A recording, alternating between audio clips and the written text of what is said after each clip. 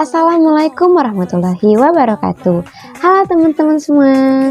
Nah, di video kali ini ketemu lagi sama aku, Devira Herdianawati dari program studi Komunikasi dan Penyiaran Islam angkatan 2022. Nah, dalam video kali ini saya akan berperan sebagai top manager yang dimana dalam video ini pula saya akan memenuhi tugas ujian akhir semester dari dosen pengampu Ibu Dr. Vivi Hasmati, MSI. Nah, langsung saja kita ke pembahasannya. Nah, di video kali ini saya berperan sebagai top manager dari perusahaan Misye yang bergerak di bidang es krim dan minuman teh. Sebelum itu, saya akan membahas mengenai sejarah dari perusahaan Misye.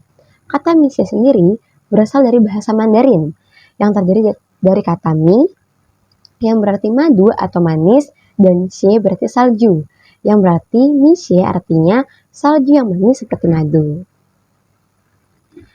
Misye Es Krim dan Teh adalah sebuah perusahaan waralaba yang menjual es sajian lembut dan minuman teh asal Chengzhou, Henan, Tiongkok yang didirikan oleh Chang Hongchu pada 16 Juni 1997.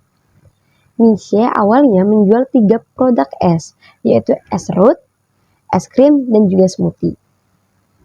Lalu, sejak tahun 2010-an, Misye telah berkembang menjadi perusahaan sendiri dan mengembangkan skema waralaba di seluruh Tiongkok hingga negara lainnya di seluruh dunia. Hingga tahun 2023, ada sekitar lebih dari 21.000 gerai Misye yang telah beroperasi di Tiongkok dan ada sekitar 12 negara lainnya di Asia Pasifik, termasuk Indonesia, Vietnam, Malaysia, dan Singapura. Sama seperti perusahaan lainnya, Misye juga memiliki visi dan misi. Visi Misye yakni ringkas dan berdedikasi, serta berusaha untuk menjadi bisnis terhormat yang berkembang lebih dari 100 tahun.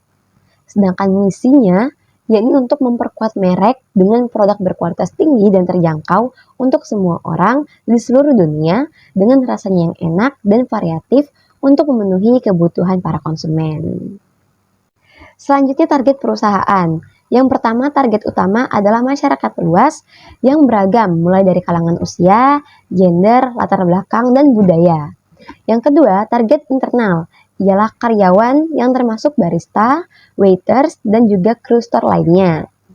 Dengan tujuan untuk memastikan bahwa karyawan merasa termotivasi dan bersemangat serta berkontribusi secara maksimal untuk meningkatkan penjualan produk serta menciptakan lingkungan kerja yang suportif. Dan yang terakhir, yakni target eksternal, mencakup mitra dan pemasok dengan tujuan untuk menciptakan kerjasama yang menguntungkan dan memastikan pasokan bahan baku lancar ketika memproduksi produk, serta meningkatkan efisiensi transportasi bahan baku. Selanjutnya, kita memasuki kebijakan komunikasi, di mana dalam kebijakan komunikasi perusahaan, kami memiliki tujuan dan juga prinsip.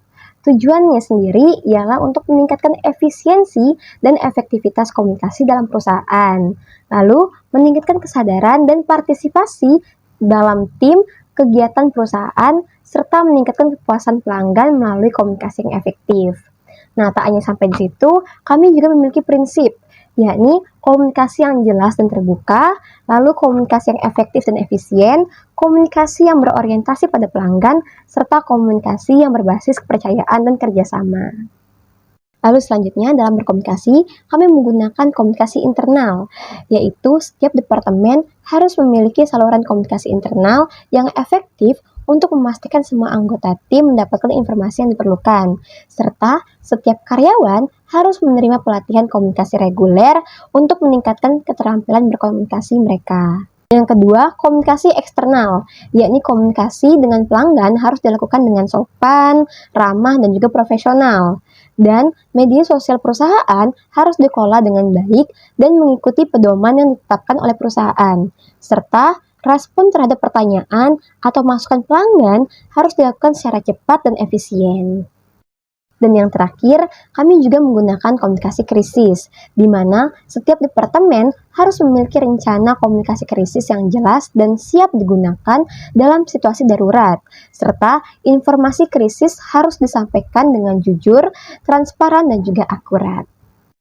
Lalu, dalam pengaplikasiannya, kami menggunakan beberapa media seperti email, meeting, dan juga telepon. Di mana email ini digunakan untuk komunikasi yang formal dan juga jelas, serta meeting digunakan sebagai komunikasi yang efektif dan juga efisien, serta memiliki agenda yang jelas dan akurat, dan telepon yakni digunakan untuk komunikasi yang lebih cepat dan efektif, serta jelas dan juga akurat. Selanjutnya, kita memasuki program kerja jangka pendek yang berkisar 1 tahun dari sekarang, di mana dalam program jangka pendek ini, kami melakukan analisis situasi dan memahami tren pasar.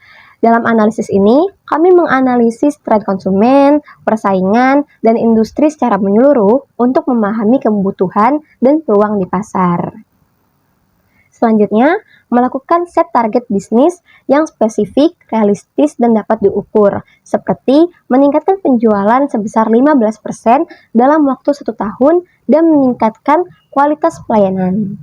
Lalu, kolaborasi industri, yakni perusahaan terus melakukan kerjasama dengan berbagai brand lainnya ataupun artis lainnya yang akan menjadi brand ambassador dari produk kami.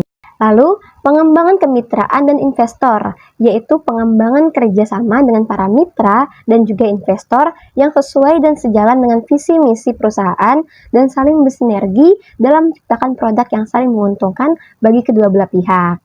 Dan yang terakhir, membuat rencana operasional secara detail, mulai dari meningkatkan kualitas bahan baku, meningkatkan efisiensi operasional, dan sistem pemasaran.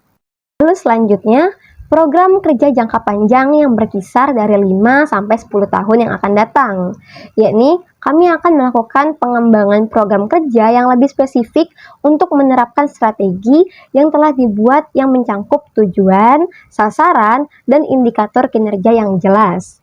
Lalu, sumber daya manusia, di mana saya akan mengembangkan program sumber daya manusia yang lebih efektif untuk meningkatkan sumber daya manusia perusahaan yang lebih baik, mulai dari program pelatihan dan pengembangan, serta mentorship. Lalu, membuat konten yang menarik dan mengeluarkan inovasi baru. Kami melakukan peningkatan penjualan dengan melakukan promosi di media sosial dengan berbagai platform seperti Instagram, TikTok, Twitter, dan lain sebagainya, menyesuaikan dengan perkembangan minat masyarakat, mengeluarkan varian baru dengan berbagai topik baru, serta meningkatkan kualitas produk yang terjamin hingga ke tangan pelanggan. Lalu kami juga mengkomunikasikan program kerja kepada seluruh tim, di mana kami memastikan seluruh tim memahami tujuan dan strategi yang telah ditetapkan, serta terlibat dalam proses pelaksanaan program kerja. Dan yang terakhir, memperluas pasar luar negeri dengan membuka berbagai cabang di belahan negara lainnya. Selanjutnya yang terakhir, evaluasi dan pembaharuan, di mana kebijakan komunikasi ini akan dievaluasi secara berkala untuk memastikan keefektifan dan keberlanjutannya. Dan setiap saran atau masukan dari karyawan ataupun pihak eksternal akan dipertimbangkan untuk pembaharuan kebijakan komunikasi. Sekian sudah video kita pada kali ini. Saya Devi Herdinawati, pamit undur diri. Sekian dan terima kasih.